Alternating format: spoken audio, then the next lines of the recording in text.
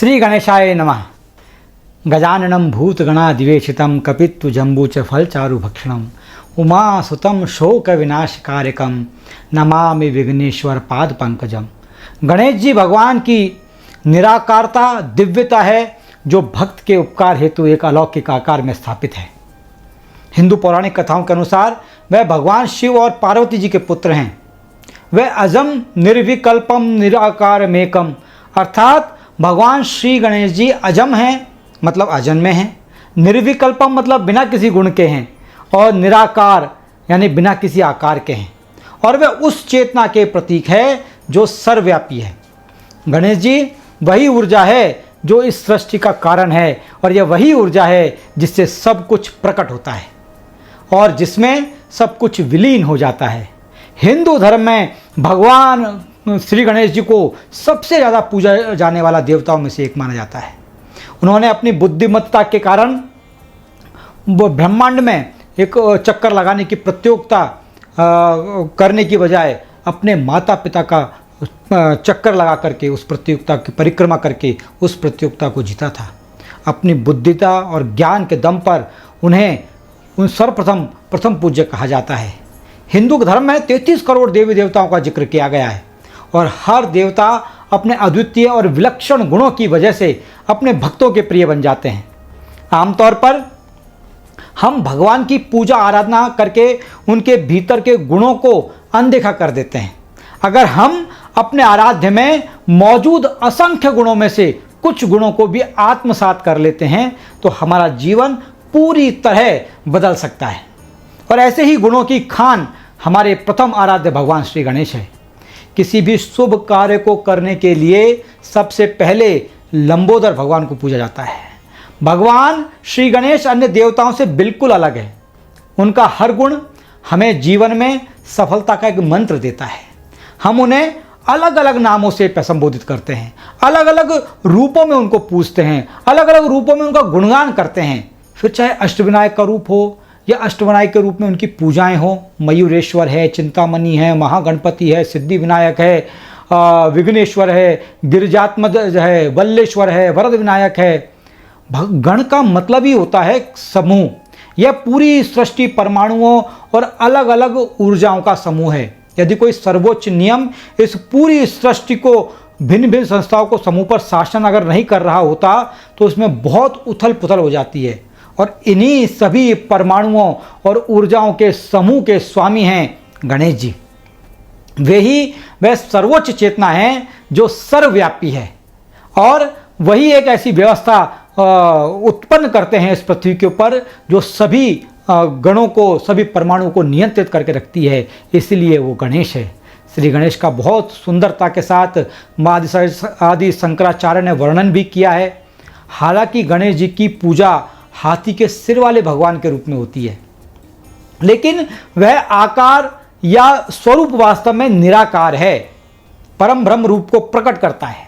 भगवान गणेश हाथी देवता न केवल शुरुआत के भगवान यानी प्रथम पूज्य के रूप में माने जाते हैं, बल्कि बाधाओं को दूर करने भी माने जाते हैं। एक शिक्षक के तौर पर उनकी हर एक जीवन में प्रेरणादायी कहानियाँ, किंवदंतियाँ हमें अपने जीवन में सुधार का काम देती है। एक दंत के नाम से भी उन्हें जाने जाता है। उनके उपाख्यान हिंदू पौराणिक कथाओं का एक अभिन्न अंग है, और उनके अनुयायी जो हैं वो महान जीवन सबक प्रदान करते हैं, और हम सभी उन कहानियों से अपने जीवन में सीख ले सकते हैं, अपने आप को एक नई दिशा दे सकते हैं। और सबसे ऊपर है कि कर्तव्य सबसे ऊपर होता है। एक बार माना जाता है कि देवी पार्वती भगवान शिव की अनुपस्थिति में हल्दी के लेप लगा करके स्नान कर रही थी, और उन्होंने उस लेप से निकले हुए वो एक भगवान गणेश की स्थापना की, उसमें जीव डाल दिया, और गणेश जी को बोला कि जब तक मैं स्नान कर रही हूँ कोई भी व्यक्ति अंदर प्रवेश नहीं करना चाहिए। भगवान श्री गणेश उनका आदेश पालन करते हुए द्वार पर रुक गए, और जब भगवान शिव अभियान से लौटे और पार्वती के स्नान क्षेत्र में प्रवेश करने लगे तो भगवान गणेश ने अस्वीकार कर दिया। यह घटना पिता और पुत्र के बीच में एक लड़ाई का कारण बदल गई। गणेश जी का सिर काटने के साथ समाप्त हुई। बाद में भगवान शिव ने उस बालक के शरीर पर एक हाथी का सिर रख करके उसे पुनर्जीवित कर दिया। यह कहानी एक सबक ये देती है कि देवता भी अपने कर्तव्यों को पूरा करने के लिए बाध्य होते हैं। कर्तव्य परायण होना से बड़ा कोई गुण नहीं है, खासतौर पे माता पिता के प्रति। भगवान शिव की शक्ति और उनके परिणामों से अच्छी तरह परिचित होने के पश्चात भी भगवान गणेश ने द्वार पे से नहीं हिलने का संकल्प लिया और इनकार कर दिया, भले इसके लिए उन्हें अपनी जान गंवानी ही क्यों नहीं पड़ी है। इसलिए जीवन में कर्तव्य परायणता होना सर्वोपरि है और हम भी अपने जीवन में कर्तव्यता को प्रथम ध्येय बना लें तो हमें सफल होने से कोई नहीं रोक सकता। दूसरी चीज़ जो भगवान गणेश से सीखने को मिलती है कि माता पिता से बढ़ करके इस दुनिया में कोई नहीं है। भगवान शिव और माता पार्वती ने को एक ज्ञान फल की प्राप्ति हुई और उन्होंने कहा कि इस ज्ञान फल को मैं अपने पुत्रों में बांट देना चाहती हूँ। और कार्तिक स्वामी और गणेश जी को उन्होंने कहा कि जो इस पृथ्वी के 3 चक्कर लगा करके आएगा वो इस फल का हकदार होगा। कार्तिक स्वामी जी का वाहन था मोर, उन्होंने उसके ऊपर बैठे और 3 चक्कर लगाने के लिए निकल गए। और कार्तिक स्वामी जी उतने उत्साहित थे कि जब वो 3 चक्कर पृथ्वी के लगा करके आए तो उन्होंने देखा कि कैलाश पर्वत पर तो गणेश जी बैठे हुए हैं। उनको आश्चर्य हुआ कि किस तरह गणेश जी ने 3 परिक्रमा कर ली।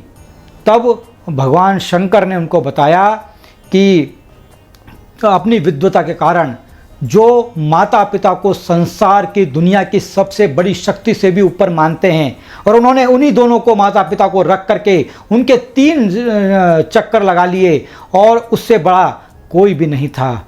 और उन्हें ये सिद्ध किया कि हमारी ज़िंदगी में हमारे माता पिता से बढ़ करके कोई नहीं हो सकता, चाहे कोई मित्र हो, कोई कुछ भी हो, उनकी स्थान कोई नहीं ले सकता। इसलिए ये एक दर्शन को जन्म देती है, ये विचार एक सोच को जन्म देता है और उन्हें ज्ञान का फल प्राप्त हुआ और उन्हें ज्ञान के भगवान के रूप में जाना जाता है। यह कहानी एक सबक है कि कैसे माता पिता कभी भी अमहत्वपूर्ण नहीं हो सकते, हमारी जिंदगी का अभिन्न अंग है। भले ही आप भगवान क्यों ना हो, आपको माता पिता का ध्यान रखना ही होगा। यह पाठ आज लाखों परित्यक्त माता पिता के जीवन को भाग्य बदलने की शक्ति रखता है। भगवान गणेश जी का तीसरा एक परम गुण जो है क्षमा। एक किंवदंती है कि भगवान गणेश जी ने एक बार भाग्य के देवता कुबेर द्वारा आयोजित एक तृप्त रात्रि भोज से लौटने के बाद बहुत सारा खाना खा लिया तो चंद्रमा को उनके बड़े पेट का मजाक उड़ाने के लिए शाप दिया था। भोजन और मिष्ठान के प्रेमी भगवान श्री गणेश भरपूर भोजन करने के बाद घर लौट रहे थे और वे लड़खड़ाए और वह पेट के बल लुढ़क गए। चंद्रमा जी ऊपर से देख रहे थे। देखने के बाद उनकी एक हंसी फूट गई और वो हंसी एक सन की टाइप की हंसी थी और उसको देख करके गणेश जी को बहुत क्रोधित हो गए। उन्होंने शाप देने के लिए मजबूर कर दिया और भगवान गणेश ने चंद्रमा को आकाश से पूरी तरह गायब करने का शाप दे दिया। जबकि उन्होंने जब चंद्रमा को एहसास हुआ तो बारंबार क्षमा मांगी और हाथ पैर जोड़ने लगे, मान करने लगे। तो उदार भगवान गणेश जी ने उनके अनुरोध को स्वीकार कर लिया और लेकिन चूंकि वे श्राप दे चुके थे तो उन्हें पूरे महीने में 1 दिन आकाश से चंद्रमा को गायब होने की अवधि 30 दिन से 1 दिन कर दी। भगवान गणेश जी की कहानी बताती है कि गुस्सा हम में से किसी तरह से अच्छा नहीं होता है, लेकिन इस पर काबू पाने की हमारी शक्ति ही एक बेहतर इंसान हमें बनाती है। भगवान श्री गणेश जी का सबसे एक बड़ा जो गुण है, उनका मानना है कि हम जो भी कार्य हाथ में लें उसे पूरा करें। कमिटमेंट। एक कहानी है कि महर्षि वेदव्यास जी महाकाव्य और महाभारत लिखना चाहते थे, लेकिन जिस तरह से उन्होंने लिखे 1 लाख श्लोकों की महाभारत है और वो श्लोक सुनाते समय भगवान श्री गणेश से लिखने का अनुरोध किया। भगवान ने एक शर्त पे सहमत हुए कि ऋषि वेदव्यास जी बिना रुके छंदों का पाठ पूरा करना चाहिए और जो भी कमियां उसके अंदर है, श्लोकों के अंदर त्रुटि है या है, उसको भगवान श्री गणेश बिना आराम के पूरा करते जाएंगे। अब उनको लिखना था और लिखते लिखते दोनों ने मानव जाति के सबसे महान महाकाव्यों में से एक की संरचना की। लिखने के लिए बैठे तो विश्वास को कुछ और ही मंजूर था। भगवान गणेश की कलम जब टूट गई तो वो लिख रहे थे, तब भगवान गणेश ने अपना एक दांत तोड़ा और महाकाव्य लिखना जारी रखा। और भगवान गणेश ने सबसे अधिक अच्छे कार्यों को पूरा करने के लिए अपने दांत का बलिदान दिया। यदि हम सभी उनसे ये सबक लें, ये सीख लें कि सफलता प्राप्त करने के लिए हमें बलिदान देने ही होंगे, हर सफलता बलिदान मांगती है, तो हमारी जीवन निश्चित तौर पे बदल जाएगा और हम जो भी कार्य करना चाहते हैं पूरी तत्परता, पूरी तल्लीनता के साथ उसको करते रहेंगे। गणेश जी का एक सबसे बड़ा गुण था कि अपने स्वाभिमान के लिए हमेशा खड़े रहेंगे। एक बार क्या था, विष्णु भगवान की शादी का प्रसंग है कि विष्णु भगवान की शादी हो रही थी, तो सब देवी देवताओं ने गणेश जी को स्वर्ग लोक का प्रभारी बना करके छोड़ दिया, क्योंकि वे विष्णु भगवान की बारात में देवी लक्ष्मी के निवास की ओर जा रहे थे और गणेश जी को वो लेके नहीं जाना चाहते थे, क्योंकि वो अन्य देवता उनकी शारीरिक बनावट और भारी आकार के कारण शर्मिंदा थे। सच्चाई जब गणेश जी को मालूम पड़ी तो भगवान गणेश ने बदला लेने का, यानी कि उनको एक दंड देने का निश्चय किया। उन्होंने अपने एक चतुर योजना बनाई जिसमें उनके एक महत्व का एहसास हो सके कि गणपति को इस तरह की धोखा दे करके आप नहीं कर सकते। तो उन्होंने गणेश जी ने लक्ष्मी जी के निवास की ओर जाने वाली सारी सड़कों को अपना मूषक राजा और गजासुर को भेजा। उन्होंने आज्ञा का पालन किया, जैसा कि अपेक्षित था कि देवता आगे नहीं बढ़ पाए और सड़क से पूरी सड़क को चूहों ने और गजासुर ने खोद दिया। तभी सड़क से गुजर रहे एक किसान से देवताओं ने मदद का अनुरोध किया और उसने भगवान श्री गणेश का नाम जप करके पहले प्रयास में सड़क पर फंसी हुई गाड़ियों को, देवताओं की गाड़ियों को बाहर निकाल दिया। उन्होंने बताया कि कैसे केवल भगवान श्री गणेश ही उस शक्ति उत्पन्न कर सकते हैं, एक विचार में विश्वास पैदा कर सकते हैं और सभी बाधाओं को दूर कर सकते हैं। इससे देवताओं को भी एहसास हुआ कि एक प्राणी में उसकी शारीरिक उपस्थिति के अलावा भी उसके गुणों का बहुत कुछ होता है और वे भगवान गणेश से माफ़ी मांगने के लिए लौट आए। और भगवान गणेश की कहानी एक सबक देती है कि कभी भी किसी को भी अपनी क्षमताओं से कम नहीं आंकना चाहिए, या आपकी शारीरिक बनावट आपके बारे में लोगों के निर्णय को धूमिल ना करे। जब बात अपने स्वाभिमान पर आए तो दुनिया को अपना सामर्थ्य का एहसास कराना बहुत ज़रूरी है। भगवान श्री गणेश की ये किंवदंतियाँ हैं जो हमारा जीवन परिवर्तित कर सकती है। हमारे गणेश जी का मानना है कि हमें एक अच्छा श्रोता बनना चाहिए। गणेश जी के कई गुण उनमें से एक है, एक अच्छा श्रोता बनना। इस गुण का आपको सुनना जरूरी है। आपको सुनना जब तक अगर नहीं आएगा तो हम सामने वालों की बात अगर पूरी नहीं सुन सकते तो हम उस पर निष्कर्ष पर भी नहीं पहुंच सकते, जिससे कि कभी कभी अपमानित भी होना पड़ता है। गणेश जी के बड़े बड़े कान इस बात का संदेश देते हैं कि अच्छा श्रोता होना कितना आवश्यक है। आपने देखा होगा जितने भी देवताएं हैं उनमें मात्र गणेश जी के कान में जाकर के ही हम अपनी आराधना करते हैं। और सफलता पाने के लिए ज़रूरी है कि पहले सुना जाए और उसके साथ मनन किया जाए, फिर उसका जवाब दिया जाए। और भगवान गणेश जी ने हमेशा एक संदेश दिया है कि आपको अच्छा श्रोता बनने की ज़रूरत है। जो लोग सामने वाले की बात सुनने के बाद ही बोलते हैं वही सफल होते हैं। आपको बोलने से ज़्यादा सामने वाले की बातों पे सुनने पर ध्यान देना चाहिए, जो पति पत्नी के रिश्ते के लिए भी बहुत अच्छी सीख है। गणेश जी के बड़े कान भी यही संदेश देते हैं कि आप सबसे पहले एक अच्छे श्रोता बने। जब आप अपने साथी को सुनने लगते हैं, अपने दोस्त को सुनने लगते हैं, अपने मित्र को समझने लगते हैं, तो एक उनको बेहतर तरीके से समझ पाते हैं। अगर आप सिर्फ अपनी ही बात बोलते रहेंगे तो आपके बीच एक अच्छा सा बॉन्डिंग नहीं बन पाएगा, और जब अच्छा बॉन्ड नहीं बन पाता तो सब कुछ खराब हो जाता है। इसलिए जीवन में संतुलन बनाए रखना बहुत ज़रूरी है। आप खुल करके जिएं, और लेकिन उसमें संतुलन होना बहुत ज़रूरी है। भगवान गणेश जी की मूर्ति को अगर हम गौर से देखें तो वह अपने पैरों के माध्यम से जिंदगी को बैलेंस करना समझाते हैं। उनका एक पैर जमीन के ऊपर है और दूसरा पैर वो मोड़ करके सिंहासन के ऊपर रखते हैं। आपको आपके जीवन में संतुलन बनाए रखने के लिए हर तरह से ध्यान देना होता है, चाहे वह व्यक्तिगत जीवन हो, सामाजिक जीवन हो, पेशेवर जिंदगी हो। आपको संतुलन बनाए रखना आना चाहिए। आपको समय का मर्यादा, समय का मान सम्मान सभी रखना होगा, और यही चीज़ें हैं कि आपके जीवन को आसान बनाती है। गणेश जी ने हमको सिखाया है कि ज्ञान का समझदारी से प्रयोग करें। भगवान गणेश के पास हमेशा से ही ज्ञान का एक बहुत बड़ा भंडार है, और उनको ज्ञान का देवता भी कहा जाता है, लेकिन उन्होंने कभी इसे किसी को दिखाने का प्रयास नहीं किया है, जो बताता है कि उन्होंने आपको भी दिखावे से बचना चाहिए। कुछ लोगों के पास कुछ नॉलेज, कुछ पावर होते हैं, तो उसका गलत इस्तेमाल करने लगते हैं। पावर है, ज्ञान है, तो इसका प्रयोग बुद्धिमानी के साथ करना चाहिए। पति पत्नी के बीच भी अक्सर इसी पावर को लेकर के लड़ाई झगड़े शुरू हो जाते हैं, दोस्तों के बीच में हो जाते हैं, कंपनी के मालिक और नौकर के बीच में हो जाते हैं, एक होड़, कॉर्पोरेट में होड़ लगने जाती है, एक दूसरे को नीचा दिखाने लग जाते हैं। समाज के अंदर इस तरह के हम हुकूमत देखते हैं। अगर आप अपनी बुद्धिमानी और समझदारी से काम लेंगे तो साथी के साथ आपके मतभेद नहीं होंगे। कमियों को स्वीकार करना अगर हम सीख लेंगे ना, यानी कि हमने सीख लिया कि हमने माफ़ी मांगना, तो ये आप सोचिए, गणेश भगवान को हाथी का सिर लगाया गया था, लेकिन उन्होंने फिर भी हर कोई बेहद प्यार करता है। उनका रूप हमें सिखाता है कि आपके आसपास जो लोग हैं उन्हें आप एक्सेप्ट करें, जैसे वे हैं, जिस रूप में हैं उसमें आप उनको एक्सेप्ट करना सीखें। कोई भी शख्स परफेक्ट नहीं होता है साहब।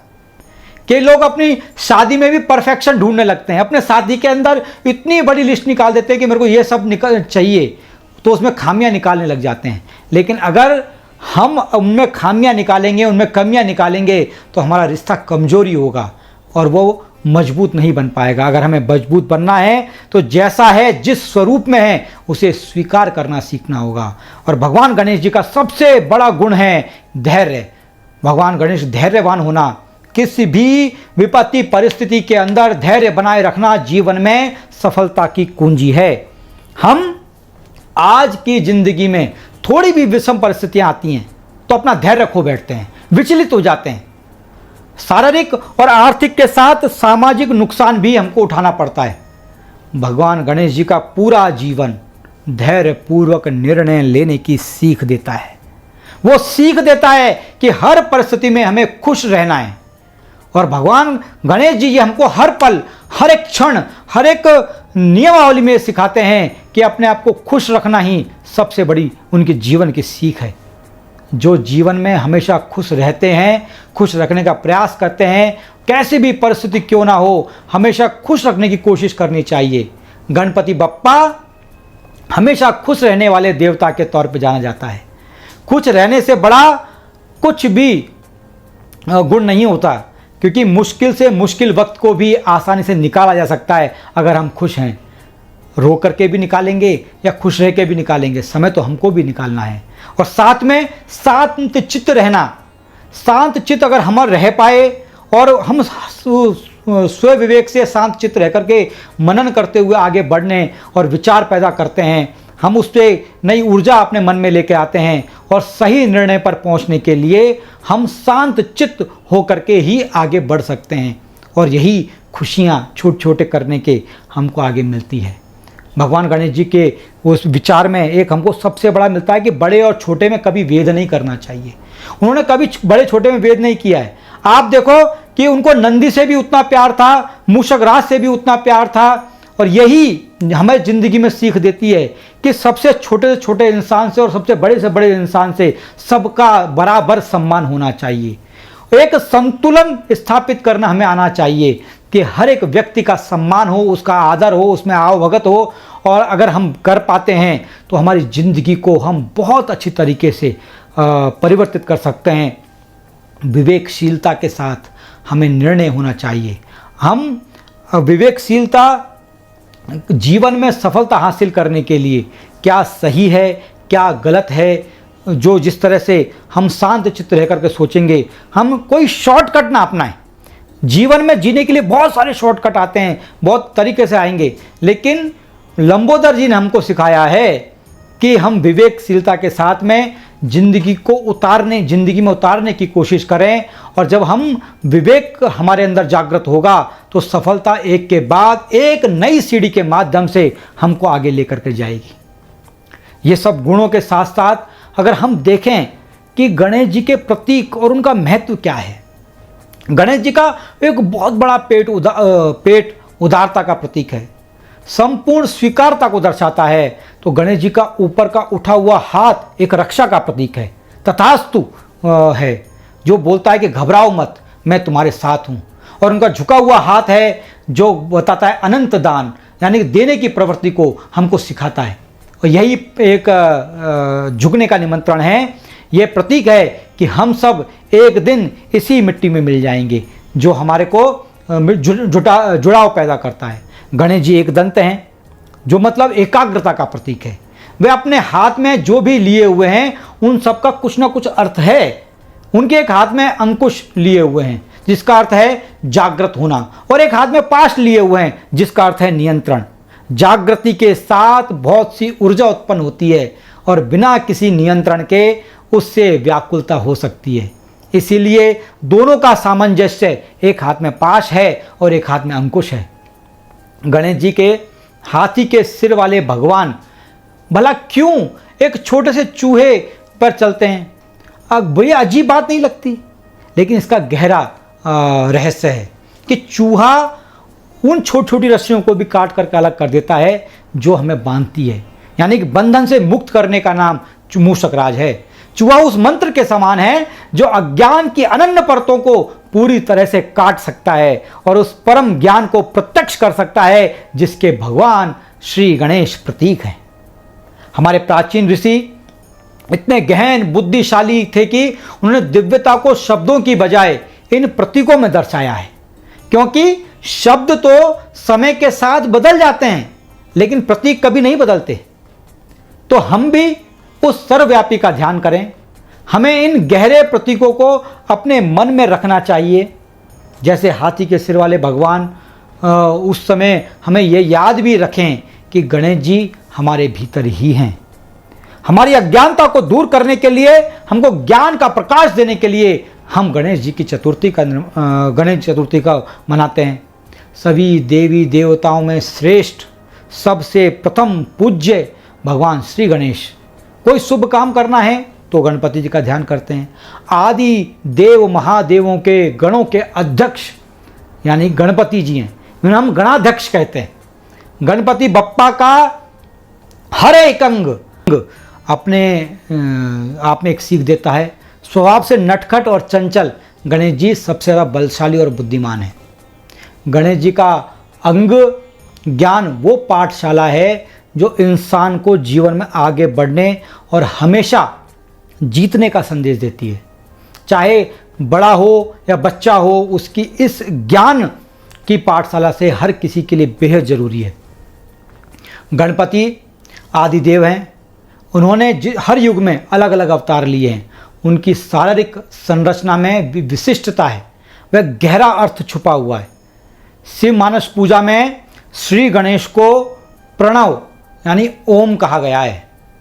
एक एकाक्षर ब्रह्म में ऊपर वाला जो भाग है वो गणेश जी का मस्तिष्क है और नीचे का जो भाग है वो उदर है। चंद्र बिंदु लड्डू है और जो मात्रा है ओम की वो सूंड है। जो आज उनके पूरे शरीर की विशेषताओं के बारे में जानते हैं और उन्हें जीवन में उतारने की कोशिश करते हैं। गणेश जी की छोटी आंखें हमें सूक्ष्म, तीक्ष्ण और दूरदृष्टि की शिक्षा देती है कि किस तरह हम हमारे जीवन को सुसज्जित कर सकते हैं। जो हमारे पास है उसमें समाहित होकर के, उसमें खुश रह करके हम अपनी जिंदगियों का किस तरह से लाभ लें। अगर आप देखेंगे कि हर एक जीवन में गणेश जी ने हमको ये सीखने को प्रेरित किया है कि जो भी आपके पास है वो सर्वोत्तम है, उसी को ग्रहण करना अगर हमने सीख लिया तो निश्चित ही हम इस जिंदगी के सबसे ज्यादा सुखी पुरुष होंगे और सबसे ज्यादा सफल व्यक्ति भी होंगे। कहते हैं कि जो आपके पास शेष है वही विशेष है और जो विशेष है वही गणेश है। जय श्री गणेश, गणपति भगवान की जय।